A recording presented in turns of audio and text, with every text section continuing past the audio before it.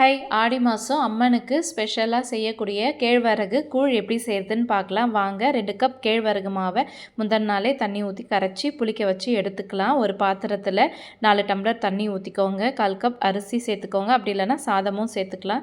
அரிசி நல்லா வெந்ததுக்கப்புறம் நம்ம புளிக்க வச்சுருக்க கேழ்வரகு மாவை அதுக்குள்ளே சேர்த்து கொஞ்சமாக தண்ணி ஊற்றி தேவைப்பட்டால் தண்ணி ஊற்றிக்கோங்க. தண்ணி ஊற்றி நல்லா கிளறி விட்டுக்கோங்க. இப்போ இது மாதிரி நல்லா துழவி விட்டுக்கிட்டே இருங்க. அடி பிடிக்காமல் பார்த்துக்கோங்க. தண்ணி அதிகமானாலும் பிரச்சனை இல்லை, வற்றிக்கும். நல்லா இது மாதிரி துழவி விட்டுகிட்டே இருங்க. ஒரு 20 நிமிஷம் நல்லா வேகட்டும்.